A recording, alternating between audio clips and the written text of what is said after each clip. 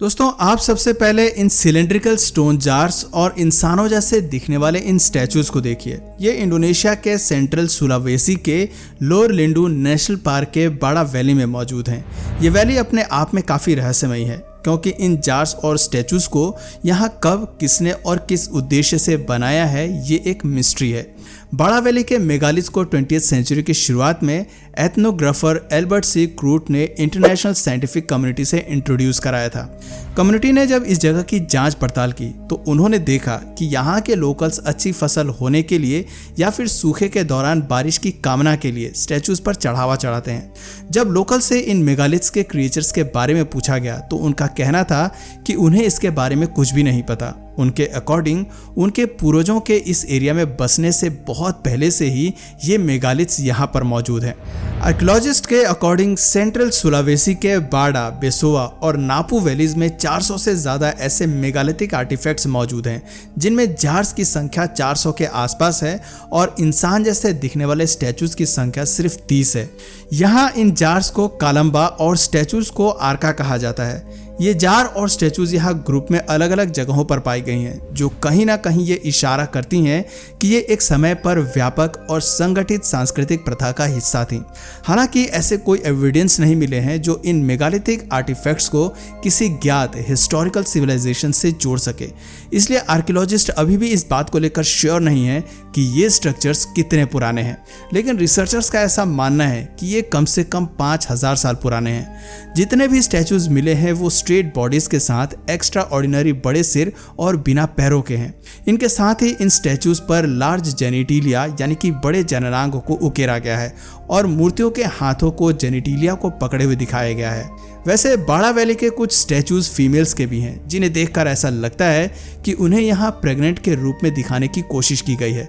दोस्तों, यहाँ की सबसे बड़ी स्टैचूज को पालिंडो के नाम से जाना जाता है जिसका इंडोनेशिया में मतलब है द इंटरटेनर यानी मनोरंजन करने वाला। यह स्टैचू 15 फीट से अधिक लंबा है और इसका वजन लगभग 10 टन के आसपास है। कई लोगों ने इंडोनेशियन स्टैचूज और दुनिया की अन्य मेगालिथिक स्टैचूज जैसे कि सेंट ऑगस्टिन की स्टोन स्टैचूज के बीच एक खास सिमिलरिटी देखी है, जिनमें बड़े सिर का होना, शरीर का छोटा होना और पैर नहीं होना शामिल है।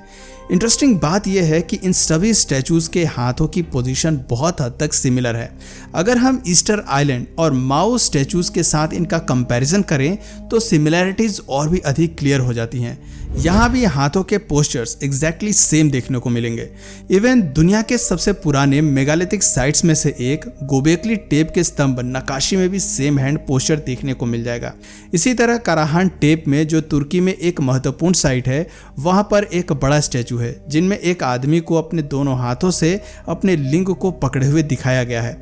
ध्यान देने वाली बात यह है कि गोबेकली टेप और कराहान टेप दोनों लगभग 12,000 साल पुराने हैं और स्टोनहेंज से लगभग 7,000 साल पुराने हैं। अब आप तुर्की के इस स्टैचू को भी देखें जिसे उर्फा मैन के नाम से जाना जाता है। उर्फा मैन को दुनिया में ह्यूमन फिगर की सबसे पुरानी ज्ञात लाइफ साइज स्कल्पचर माना जाता है जो लगभग 9000 BC की है। और सरप्राइजिंग बात यह है कि इस स्टैचू में भी सेम पोस्चर और एग्जैक्ट सेम हाथ की स्थिति को दिखाया गया है। लेकिन सोचने वाली बात यह है कि आखिर ये कैसे पॉसिबल है? दुनिया भर में फैले विभिन्न कल्चर्स में एग्जैक्ट सेम सिंबोलिज्म क्यों है? क्या इनमें किसी प्रकार का कोई कनेक्शन था या फिर शायद कोई ग्लोबल एंशिएंट सिविलाइजेशन थी जो इन सभी जगहों को आपस में जोड़ती थी? दोस्तों, इन स्टैचू से भी ज़्यादा अजीब है बाड़ा वैली के ये विशालकाय सिलेंड्रिकल जार्स। 2200 स्क्वायर किलोमीटर के protected area Lore Lindu National Park में पाए जाने वाली ये एंशिएंट आर्टिफैक्ट्स रिसर्चर्स और यहाँ के लोकल्स के लिए किसी मिस्ट्री से कम नहीं है। इस पार्क के साउथ में मौजूद बाड़ा वैली में सैकड़ों ऐसे विशाल पत्थर के जार हैं जिन्हें स्थानीय लोग कालाम बास के नाम से जानते हैं। ऐसा अनुमान लगाया जाता है कि ये जार्स 1000 से 5000 साल पुराने हैं। और सबसे ज़्यादा चौंकाने वाली बात यह है कि इन जार्स को बनाने के लिए जिन स्टोन्स का इस्तेमाल किया गया है वो बाड़ा वैली के हैं ही नहीं, यानी इन स्टोन्स को दूर किसी जगह से लाकर यहाँ इन जार्स को बनाया गया है। क्योंकि प्राचीन समय में जब टेक्नोलॉजी आज की तरह एडवांस नहीं थी, उस समय बने बनाए जार्स को दूर किसी जगह से लाकर यहाँ रखना पॉसिबल नहीं है। वैसे इन जार्स के लिए इस्तेमाल होने वाले कालाम्बास शब्द का मतलब राजा के लिए बाथ टब होता है। ये नाम इन जार्स के रहस्य को और ज़्यादा बढ़ा देता है। भला एक राजा एक वीरान वैली के बीचों बीच रखे टब में नहाने क्यों जाएगा, और यहाँ एक दो नहीं बल्कि ऐसे सैकड़ों टब्स हैं। तो फिर इसका मतलब हम क्या निकाल सकते हैं? वैसे इनमें से कुछ टब्स या फिर हम कह सकते हैं जार्स भारी पत्थर के ढक्कनों से ढके हुए हैं। ये ढक्कन इतने बड़े और भारी हैं कि इन्हें हिलाना बहुत चैलेंजिंग का काम है। यानी ये तो क्लियर है कि इन जार्स को राजा के नहाने के लिए तो यहाँ नहीं रखा गया है। वहीं कुछ साइंटिस्ट का इन जार्स को लेकर मानना है कि इनका इस्तेमाल कब्रों के रूप में किया जाता था, लेकिन ये थ्योरी भी सही साबित नहीं होती है, क्योंकि कुछ जार्स जो पादांग टेम्पुरा में पाए गए हैं वो इतने गहरे नहीं हैं कि उनमें एक मानव शरीर समा सके।